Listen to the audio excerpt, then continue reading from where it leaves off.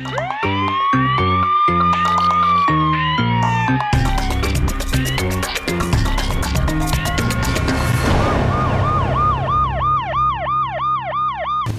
वालेकुम नाज़रीन, प्रोग्राम जुर्म बिनकाब के साथ मैं हूं कैसर खान। नाज़रीन, अदम बर्दाश्त की वजह से बढ़ते हुए वाक़यात लम्हाए फिक्रिया बनते जा रहे हैं। छोटी छोटी बातों पर किसी की जान ले लेना एक मामूली सी बात बन चुकी है। एक ऐसा ही वाक़या पेश आया बुरीदकी के इलाका में, जहां पर एक शख्स को उसके मुंह में गोली मारकर बड़ी बेरहमी से कत्ल कर दिया गया। आज के प्रोग्राम जुर्म बिनकाब में हम इसी जुल्म और जुर्म को बेनकाब करेंगे। एक 35 साल शख्स को बड़ी बेरहमी से मुबैना तौर पर कत्ल कर दिया गया। इस वक्त हमारे साथ मौजूद हैं उस मकतूल की वालदा, और उनसे हम बात करते हैं सारे मामले के हवाले से। माँ जी, सब तो पहले तो सानू बड़ा अफसोस है तुहाडे बेटे नाल जिहड़ा जुल्म होया है। दसो की वाकया होया है, किस तरह उन्होंने कत्ल कर दिता है, कौन लोग ने? ਵੱਡਾ ਦਿਨ ਹੁਣ ਆ ਸੀ, ਕੱਪੜੇ ਟਾਕੀ ਤੋਂ ਲੜ ਪਏ ਨੇ। कौन लड़िया है? ਦੋਵੇਂ ਬੇਟੇ। तुहाडे बेटे? ਹਾਂਜੀ, अच्छा, ਮੇਰੇ ਦੋਵੇਂ ਬੇਟੇ आपस में लड़ते? ਆਪੋ ਚ ਹੀ ਲੜਨ ਡਏ ਨੇ। ਉਹ ਪਰਾਂ ਕਿਤੇ ਆਪੋ ਚ ਹੀ ਫੋਨ ਕਰਦਾ ਲੜਨ ਡਿਆ ਸੀ ਕਿਸੇ ਨਾਲ। ठीक है। ਇਹਨਾਂ ਆਪੋ ਚ ਗਾਲ ਕੱਢੀ ਆ। ਉਹ ਗਾਲ ਕੱਢਣ ਚ ਉਹ ਛੇਤੀ ਨਾਲ ਕੋਠੀਓਂ ਨੇ ਆਵਾਜ਼ ਦਿੱਤੀ, ਗਾਲ ਕਿਉਂ ਕੱਢੀ ਜੇ? ਉਹਨੇ ਕਿਹਾ ਸਾਡਾ ਆਪਣਾ ਮਸਲਾ ਹੈ, ਤੈਨੂੰ ਕੀ ਲੱਗੇ? ਇੰਨਾ ਕਹਿਣ ਦੀ ਦੇਰ ਹੋਈ ਤੇ ਉਹਨੇ ਆਪਣਾ ਆਂਦਾ ਮੈਂ ਗੋਲੀ ਮਾਰ ਦੇਣੀ ਆ। ਉਹਨੇ ਮੂੰਹ ਲਮਕਾ ਕੇ ਆਖਿਆ ਮਾਰ ਦੇ, ਉਹਨੇ ਸਿੱਧੀ ਗੋਲੀ ਮਾਰ ਦਿੱਤੀ ਹੈ। तुहाडे बेटे ने आख्या उन्होंने? ਹਾਂਜੀ, ਉਹਨੇ ਕਿਹਾ ਤੂੰ ਗਾਲ ਕਿਉਂ ਕੱਢੀ ਹੈ, ਮੈਂ ਤੈਨੂੰ ਗੋਲੀ ਮਾਰ ਦੇਣੀ ਹੈ। ਉਹਨੇ ਆਖਿਆ ਮਾਰ ਦੇ, ਉਹਨੇ ਮਾਰ ਦਿੱਤੀ ਹੈ। ਭੈਣ ਉਹਦੀ ਪਿੱਛੇ ਖਲੋਤੀ ਹੈ, ਉਹਦੇ ਪੈਰਾਂ 'ਚ ਡਿੱਗ ਪਿਆ ਜਦੋਂ ਗੋਲੀ ਵੱਜੀ ਹੈ। अच्छा, ਤੇ ਇਹ ਤੁਹਾਡਾ ਬੇਟਾ शादीशुदा ਸੀ ਮਾਂ ਜੀ? ਹਾਂਜੀ, ਸ਼ਾਦੀशुदा 3 ਬੱਚੇ ਨੇ। अच्छा, ਕਿੰਨੇ ਸਾਲ ਹੋ ਗਏ ਸ਼ਾਦੀ ਨੂੰ? ਸ਼ਾਦੀ ਨੂੰ 9ਵਾਂ ਸਾਲ ਹੈ। ਤੇ ਕੀ ਕਰਦਾ ਕੀ ਸੀ ਬੇਟਾ ਤੁਹਾਡਾ? ਇਹਦਾ ਇੰਸੀਡੈਂਟ ਹੋਇਆ ਸੀ ਤੇ ਮਤਲਬ ਕੰਮ ਨਹੀਂ ਸੀ ਕਰ ਸਕਦਾ। ਅੱਛਾ, ਕੁਝ ਮੈਂ ਘਰ ਦੀ ਸਾਂ, ਕੁਝ ਬੀਵੀ ਘਰ ਦੀ ਸੀ ਤੇ ਘਰ ਦਾ ਗੁਜ਼ਾਰਾ ਹੋਣ ਡਿਆ ਸੀ। ਲੱਗਾ ਗਵਰਨਮੈਂਟ ਦੀ ਨੌਕਰੀ ਸੀ ਤੇ 6 ਸਾਲ ਹੋ ਗਏ ਉਹ ਨਿਕਲ ਗਿਆ ਸੀ, ਉਹਨਾਂ ਕੱਢ ਦਿੱਤਾ ਸੀ ਅਫਸਰਾਂ ਨੇ। क्रिसमस वाले दिन ही इस ख़ानदान पर यह कहर टूट गया। 35 साल शख्स को उसी के ही मुंह में गोली मारकर उसको कत्ल कर दिया, और कत्ल करने वाला कोई और नहीं, मुबैना तौर पर इनका अपना ही हमसाया था। बात करते हैं मकतूल की बहन से। सब तो पहले भैन जी बड़ा अफसोस है जिहड़ा जुल्म होया तुहाडे नाल, तुहाडे भरा नाल, सारे घर वाले नाल। ये दसो कि मामला शुरू कित्थों होया है कि किस तरीके नाल फिर उस बंदे ने ਇੰਨਾ ਵੱਡਾ ਜ਼ੁਲਮ ਕਰਤਾ ਤੁਹਾਡੇ ਤੇ? ਭਾਈ ਇਹ ਦੋਵੇਂ ਭਰਾ ਲੜਦੇ ਪਏ ਸਨ ਕ੍ਰਿਸਮਸ ਦੇ ਵਾਲੇ ਦਿਨ? ਹਾਂਜੀ, ਅੱਛਾ, ਛੱਤ ਤੇ ਇੱਕ ਭਾਈ ਲੜਦਾ ਨਾ ਥੱਲੇ ਚਲੇ ਗਿਆ।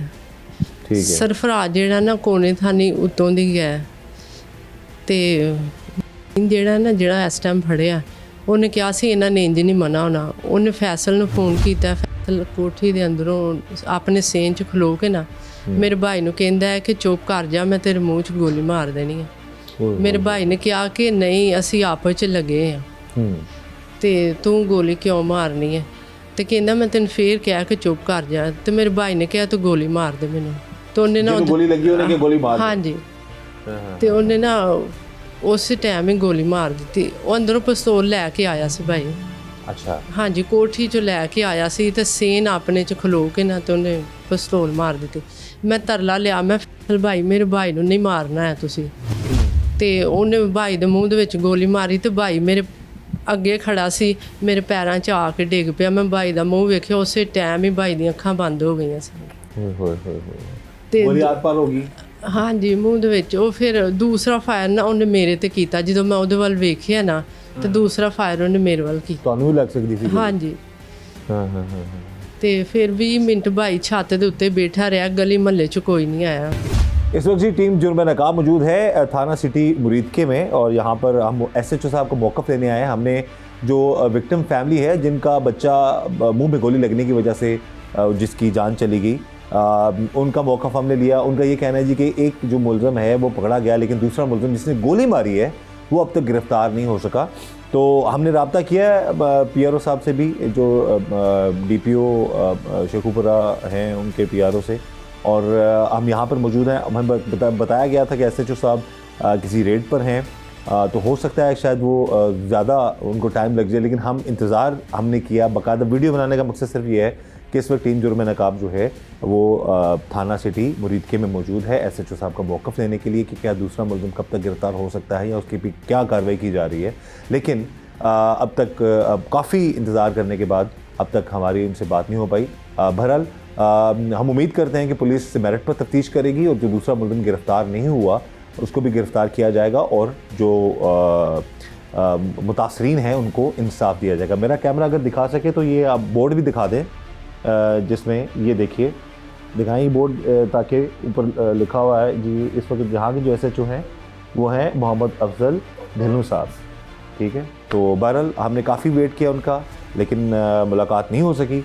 लेकिन हम उम्मीद करते हैं कि जो मुरीदके पुलिस है वो मेरिट पर कार्रवाई करेगी। हमने काफ़ी इंतज़ार किया उनका, लेकिन उनसे मुलाकात नहीं हो सकी। लेकिन हम उम्मीद करते हैं कि मुरीदके पुलिस जो है वो मुतासरीन को इंसाफ दिलाने में पूरा अच्छा किरदार अदा करे। वो कहते हैं ना कि जब किसी भी ख़ानदान के किसी भी फ़र्द के साथ कोई भी जुल्म होता है तो पूरे का पूरा ख़ानदान जो है वो उसकी ज़िंदगी जो है वो ख़राब हो जाती है। अब ये जो 35 साला शख्स जो है वो मुबैना तौर पर मुंह में गोली लगने की वजह से जिसकी जान चली गई, उसका पूरे का पूरा ख़ानदान, क्या वालदा, क्या बहन, क्या भाई, क्या उसकी जो बेवा है, सभी बहुत परेशान हैं। और एक उम्मीद उनको ये है कि मौजूदा जो हुकूमत है उनको इंसाफ दिलाएगी। जो नाहक किसी को कत्ल करना बहुत बड़ा जुल्म है जी। और अगेन वही बात आ जाती है, अदम बर्दाश्त के मामला जो हमारे इस माशरे में बढ़ते चले जा रहे हैं, उनका नतीजा बड़ा खौफनाक हो रहा है। और उसका एक चीज़ ये भी सामने आई है, केस सामने आया है कि मामूली सी बात पर एक शख्स के मुंह में गोली मार कर उसको कत्ल कर दिया गया। बात करते हैं मकतूल की बेवा से। सब तो पहले भैन जी सानू बड़ा अफसोस है जो जुल्म होया तुहाडे नाल, तुहाडे पूरे खानदान नाल, तुहाडे खावंद नूं गोली मारती गई है। ਜਦੋਂ ਗੋਲੀ ਲੱਗੀ ਤੁਹਾਡੇ ਖਾਵੰਦ ਉਸ ਟਾਈਮ ਤੁਸੀਂ ਕਿੱਥੇ ਸੋ? ਉਸ ਤੋਂ ਪਹਿਲਾਂ ਕੀ ਮਾਮਲਾ ਚੱਲ ਰਿਹਾ ਸੀ ਘਰੇ? ਉਸ ਤੋਂ ਪਹਿਲਾਂ ਬਾਈ ਕੋਈ ਮਾਮਲਾ ਨਹੀਂ ਸੀ ਚੱਲਣ ਦਿਆ। ਮੈਂ ਡਿਊਟੀ ਤੇ ਚਲੇ ਗਈ ਸਾਂ ਤੇ ਮੈਂ ਜਦੋਂ ਆਪਣੀ ਡਿਊਟੀ ਤੋਂ ਘਰ ਗਈ ਨਾ, ਆਪਣੇ ਪੇਕੇ ਗਈ ਹਾਂ ਯਾਨੀ ਕਿ, ਤੇ ਮੈਂ ਘਰ ਨਾਲ ਦੱਸ ਕੇ ਗਈ ਕਿ ਮੈਂ ਅੱਜ ਨਾ ਆਪਣੇ ਪੇਕੇ ਜਾਣਾ ਹੈ। ਠੀਕ ਹੈ। ਬੱਚੇ ਦੇ ਕੱਪੜੇ ਵਗੈਰਾ ਲੈਣ। ਤੇ ਕਹਿ ਲੱਗੇ ਚਲੋ ਠੀਕ ਹੈ। ਤੇ ਮੈਂ ਇਹ ਪੇਕੇ ਗਈ ਹਾਂ ਤੇ ਪਿੱਛੋਂ ਮੈਨੂੰ ਫੋਨ ਚੱਲੇਗਾ 7 ਵਜੇ ਕਿ ਘਰ ਆਇਓ, ਉਹਨਾਂ ਨੂੰ ਗੋਲੀ ਲੱਗ ਗਈ ਹੈ, ਉਹ ਖਤਮ ਹੋ ਚੁੱਕੇ ਰਹੇ। ਤੇ ਮੈਂ ਉਸੇ ਟਾਈਮ ਵਾਪਸ ਆਈ ਹਾਂ। 8 ਵਜੇ ਮੈਂ ਘਰ ਪਹੁੰਚ ਆਈ ਆਪਣੇ।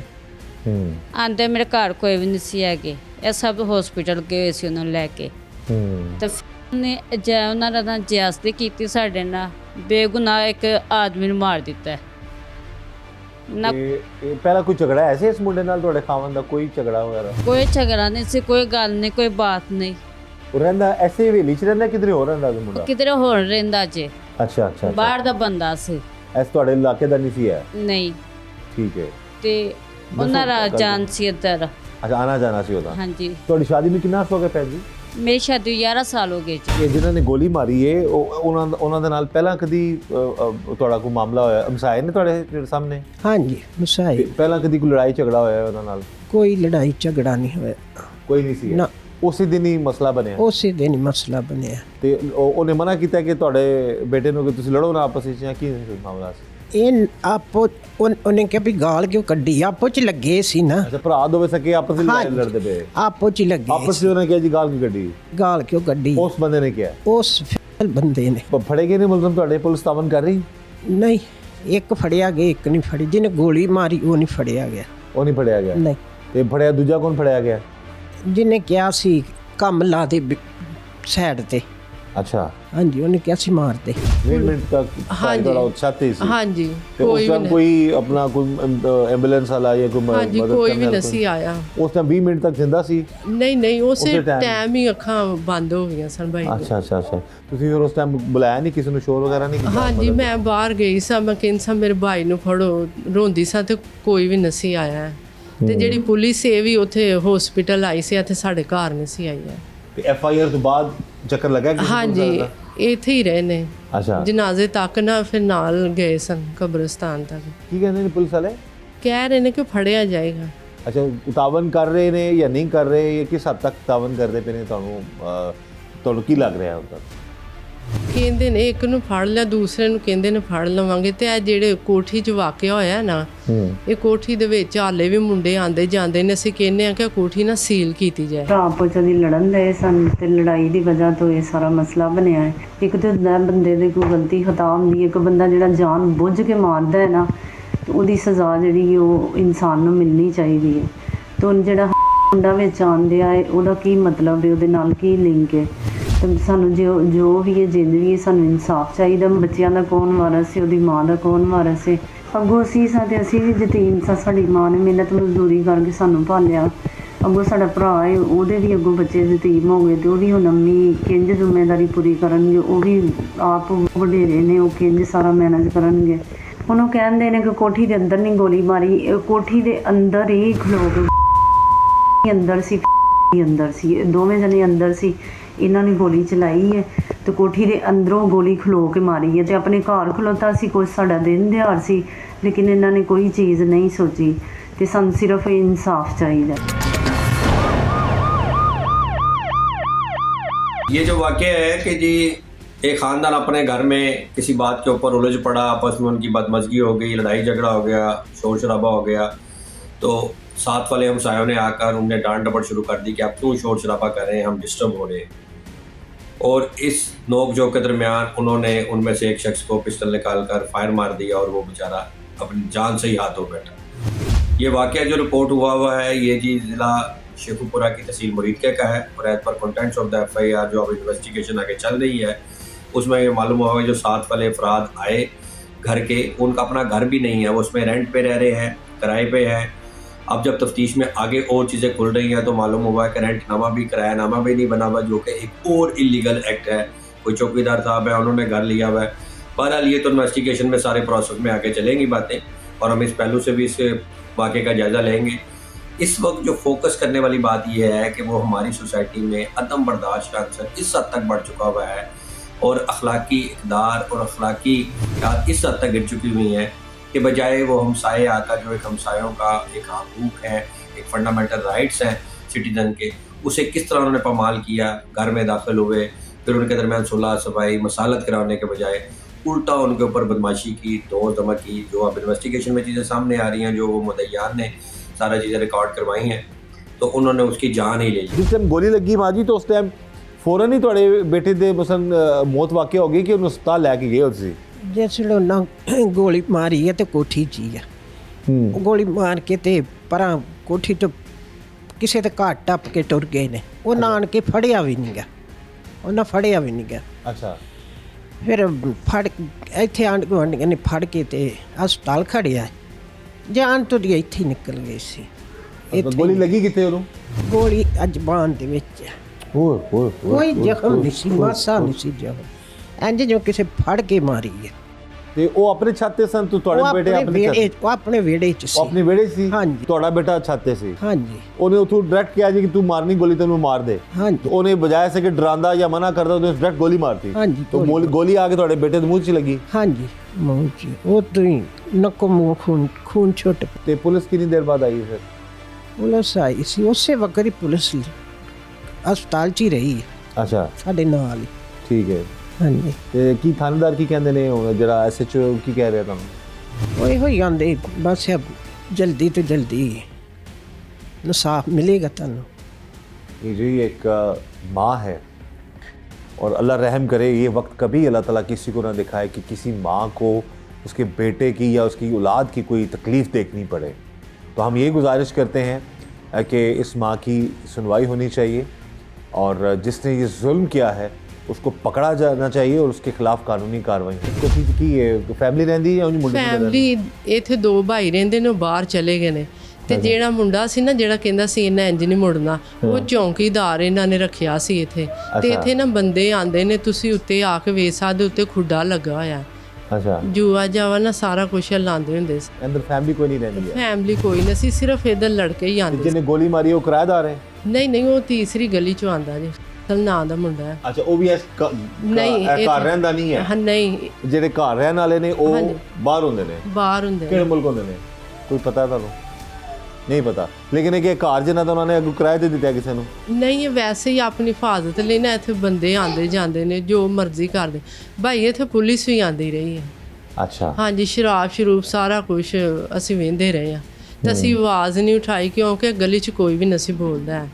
ਮੈਂ ਆਪਣੀ ਵਾਲਦਾ ਨੂੰ ਇੱਕ ਵਾਰੀ ਕਿ ਅੰਮੀ ਕਹਿੰਦੀ ਇੱਥੇ ਕੋਈ ਵੀ ਨਹੀਂ ਬੋਲਦਾ, ਸਾਨੂੰ ਕੀ ਜ਼ਰੂਰਤ ਬੋਲਣ ਦੀ। ਤੇ ਸਾਡੀ ਛੱਤ ਦੇ ਸਾਹਮਣੇ ਸੀ, ਇੰਨੇ ਸਾਰੇ ਲੜਕੇ ਉੱਤੇ ਚੜ੍ਹਦੇ ਸਨ, ਉਹਨਾਂ ਗਲੀ ਮਹੱਲੇ 'ਚ ਕੋਈ ਵੀ ਛੱਤ ਤੇ ਨਹੀਂ ਚੜ੍ਹਦਾ ਹੈ ਭਾਈ। ये जी अब ये तो मकतूल की बहन है, ये बकौल इनके जो उन्होंने देखा वो बता रही हैं, लेकिन हम किसी पे इल्ज़ाम नहीं लगा रहे। लेकिन हम ये ज़रूर कहेंगे, DPO शेखुपुरा से हम रिक्वेस्ट करेंगे कि इस बात की भी तफ्तीश होनी चाहिए कि आया इस हवेली में, इस घर में ऐसा क्या होता है कि जैसा कि ये बहन बता रही हैं कि लोग ज़्यादा आते हैं, मुबैना तौर पर शायद जुआ होता है, ये जो भी मामला है, असलहा वहाँ पर रखा हुआ था और दूसरी गली से आने वाला लड़का इस कोठी से खड़ा होकर मुबैना तौर पर गोली चलाता है और उनके भाई के मुंह में गोली लगती है और उसी वक्त वो जान की बाजी हार जाता है। तो हम तो ये कहेंगे सारे मामले की तफ्तीश होनी चाहिए, मेरिट पर होनी चाहिए, और जो एक शख्स जिसने गोली चलाई है जो गिरफ्तार नहीं हुआ अब तक, हम यही गुजारिश करेंगे उसको जल्द से जल्द गिरफ्तार किया जाए, कानून के कटहरे में लाया जाए और कानून के मुताबिक इंसाफ इस ख़ानदान को मिलना चाहिए। नहायत गरीब ख़ानदान है, ये गरीब लोग हैं और हम यही गुजारिश करेंगे जो मुखैर हजरात हैं या हमारी हुकूमत स्पेशली वज़ीर-ए-आला पंजाब मरीम नवाज़ साहबा से हम गुजारिश करेंगे कि एटलीस्ट इस ख़ानदान की इमदाद भी हो और इसको इंसाफ भी मिलना चाहिए। ये जिनकी डेथ हुई है ये मेरे मामू हैं। तो कुछ लोग अंदर ऐसे हैं जो अपना ईमान बेच रहे हैं, जो कह रहे हैं कि इनको ये इस लड़के से कोई मफाद नहीं होगा, इसलिए ये कोठी का नाम ले रहे हैं, हमारा नाम ले रहे हैं। तो देखे पहले आपने कौन सा हमारे सरों पे हाथ रखा है, ये हमारे घर में खाने डाल के दिए हुए हैं कि आप भूखे हो, ये लो खा लो। दूसरी बात ये है कि इतनी बंदे में गैरत होनी चाहिए, इधर नहीं तो अल्लाह के पास तो आपकी पकड़ होगी ना। अगर आप इधर झूठ बोलेंगे तो आगे तो आप पकड़े जाएंगे ना। तो मेरी बात सुने, जिसको तकलीफ़ होती है दर्द उसी को होती है। क्रिसमस का दिन था, सब लोग खुश थे, खुशियाँ मना रहे थे और उधर मामू की लाश लेके बैठे हुए थे। तो आप कुछ ख्याल करें, मरीम नवाज़ साहबा आपसे रिक्वेस्ट है कि हमारी इल्तिजा पर ज़रा ध्यान दें। पाकिस्तान पीनल कोड ताज़ीरात पाकिस्तान में सेक्शन 300, 301, 302 कत्ल को डिफ़ाइन करता है कि कोई शख्स भी जो किसी दूसरे को कत्ल करेगा, जान से मारेगा, उसकी जान ले लेगा, तो उसे पाकिस्तान के कानून के मुताबिक सज़ाए मौत दी जाएगी और किसी वजह अगर सज़ाए मौत नहीं लागू हो सकती तो फिर उसे उम्र कैद की सज़ा दी जाएगी। इस वाले वाक़े में जो ये मुरीद के में रिपोर्ट हुआ, FIR दर्ज हुई, तफ्तीश चल रही है कि अब उन्होंने एक शख्स जो पुलिस ने अरेस्ट कर लिया हुआ है, जो उसका हमराही साथी था, वो जो से भागे हुए हैं, उसके ऊपर भी पुलिस इन्वेस्टिगेट कर रही है, उनकी गिरफ्तारी के लिए अपनी कोशिशें जारी रखे हुए है। तो जो इश्यूज़ है महज एक नोक झोंक और नोक झोंक के ऊपर इस हद तक गुस्सा, तैश, नफ़रत, अदम बर्दाश्त कि उसकी जान ही ले ली। अब जो ताज़ीरात पाकिस्तान है वो तो उसको क्लियर डिफ़ाइन करता है और उसे क्रिमिनल प्रोसीजर कोड भी कानूनी तनाजुर में बताता है कि किस तरह इसकी प्रोसीडिंग की जाएगी। इसके साथ साथ इस्लामी नुक्ता नज़र से भी पाकिस्तान में 1990 को एक ऑर्डिनेंस इंट्रोड्यूस करवाया गया जिसने पाकिस्तान पीनल कोड के 299 से 338 सेक्शन को अमेंड किया और ये नए सेक्शन इंट्रोड्यूस कराए गए जिसे हम के साथ दियत ऑर्डिनेंस के नाम से कहते हैं। इसके मुताबिक कत्ल को कत्ले अम, अगर कोई इंटेंशनल मर्डर करता है वो उसको भी क़िसास में सज़ाए मौत दी जाएगी। अगर कत्ल बदसबब हो सकता है, कोई सबब बनता है कत्ल का, उसको भी क़िसास में सज़ा दी जा सकती है। और अगर एक कत्ल ख़ता हो जाए तो उसको भी क़िसास में उसकी दियत है, उसकी जो दामान दियत उसके मुताबिक सज़ा दी जा सकती है। और अगर इस्लामी सज़ा देने के लिए इस्लामी पॉइंट ऑफ व्यू से एविडेंस को इकट्ठा किया जाता है, शहादत को सामने आना होता है, और अगर इस्लामी पॉइंट ऑफ व्यू से शहादत की क्रेडिबिलिटी ना हो तो फिर उसे ताज़ीरात पाकिस्तान में सज़ा दी जाती है। अब इसमें पुलिस इन्वेस्टिगेट कर रही है और जो ही सारी एविडेंस इकट्ठी होकर कोर्ट ऑफ लॉ में जाएगी तो फिर कोर्ट ऑफ लॉ से शहादत को परखेगी और प्रोसिक्यूशन ब्रांच ने अपना रोल अदा करना होगा। वो स्टेट की तरफ से उन मुद्दईयान को रिप्रेजेंट करेंगे कोर्ट ऑफ लॉ में और फिर कोर्ट ऑफ लॉ शहादत को परख कर उसके मुताबिक जिन्होंने जुर्म किया है, जिन्होंने कत्ल किया, उन्हें सजा दी। बच्चों की की उम्र है ਤੁਹਾਡੇ? एक बेटी मेरी 8 साल दी है, बेटा मेरा 3 साल ਦਾ, 2 साल ਦਾ।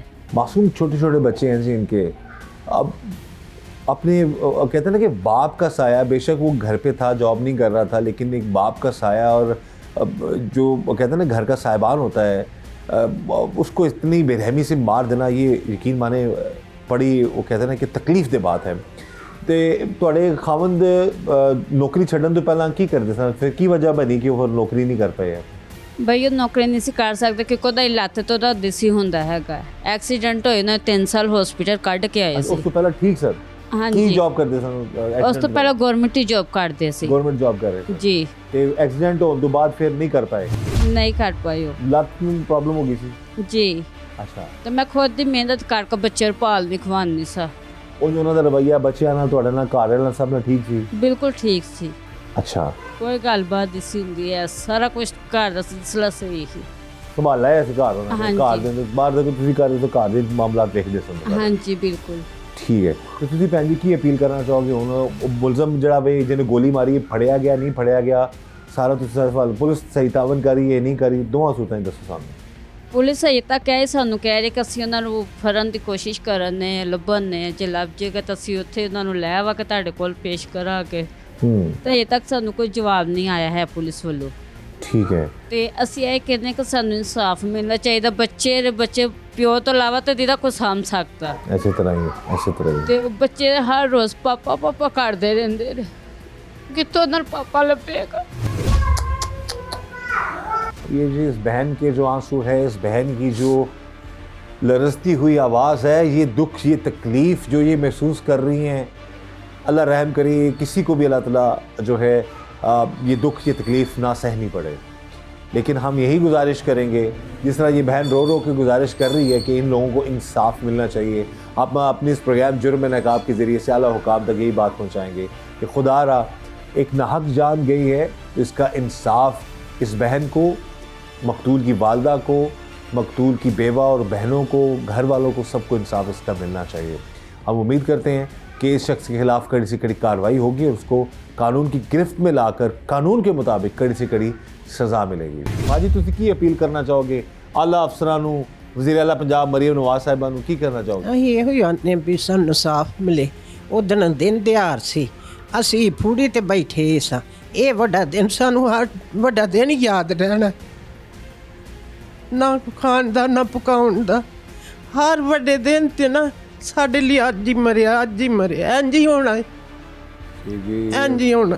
ये एक ऐसा दुख है जो कि माँ क्या घर का कोई भी फ़र्द नहीं भूल सकता, और हर कोई ये याद रखेगा कि इस दिन इतना बड़ा सानिया हुआ इन लोगों के साथ। तो हम यही चाहते हैं, माँ जी ने भी अपील कर दी कि इंसाफ चाहिए। गरीब ने क्या अपील करनी होती है, यही कहना होता है कि जी जो जुल्म हुआ है उस जुल्म का इंसाफ मिलना चाहिए। इस दुआ के साथ कि अल्लाह ताला हम सब पर रहम करम और फजल फरमाए, अल्लाह ताला में हर तरह और हर किसी की शर से बचाए। मुझे इजाज़त दीजिएगा, अल्लाह हाफ़िज़।